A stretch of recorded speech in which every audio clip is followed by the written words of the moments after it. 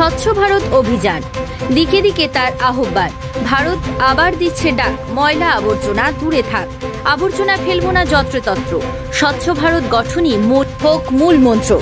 একটি সবুজ এবং স্বাস্থ্যকর তথা পরিচ্ছন্ন সমাজ গঠনের লক্ষ্যে ভারতবর্ষের স্কুল পড়ুয়া শিশু শিক্ষার্থীদের মধ্যে পরিচ্ছন্নতা, স্বাস্থ্যবিধি এবং পরিবেশগত দায়িত্ববোধ জাগিয়ে তোলার উদ্দেশ্যে পড়ুয়াদের মধ্যে স্বাস্থ্যবিধি এবং পরিচ্ছন্নতার গুরুত্ব বোঝাতে 1 সেপ্টেম্বর থেকে 15 সেপ্টেম্বর পর্যন্ত স্বচ্ছতা পাগওয়াদা কর্মসূচি। এই বিশ্ব তথা পৃথিবীকে শিশুর বাসযোগ্য করে যাব আমি। নবজাতকের কাছে আবার দৃঢ় অঙ্গীকার। আজকে শিশু আগামী দিনের বহির্ভ।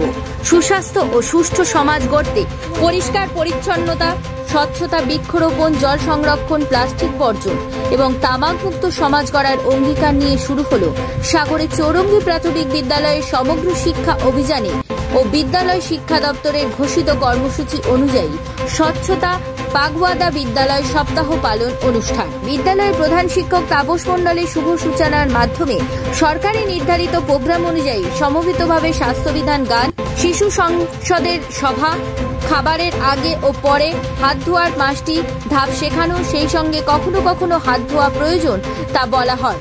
জনসচেতনতার লক্ষ্যে পদযাত্রা, উন্মুক্ত স্থানে শৌচকার্য তথা প্রস্রাব পায়খানা করা, জল সংরক্ষণ ও অপচয় রোধ করা এর উপকারিতা সহ নিরাপদ পানীয় জলের ব্যবহার সম্পর্কে সচেতনতা নিয়ে আলোচনা হয়। সেই সঙ্গে আগামী দিনগুলিতে 15 সেপ্টেম্বর পর্যন্ত নির্ধারিত কর্মসূচি কি কি রয়েছে সেই সকল বিষয়ে সকলকে অবগত করা হয়।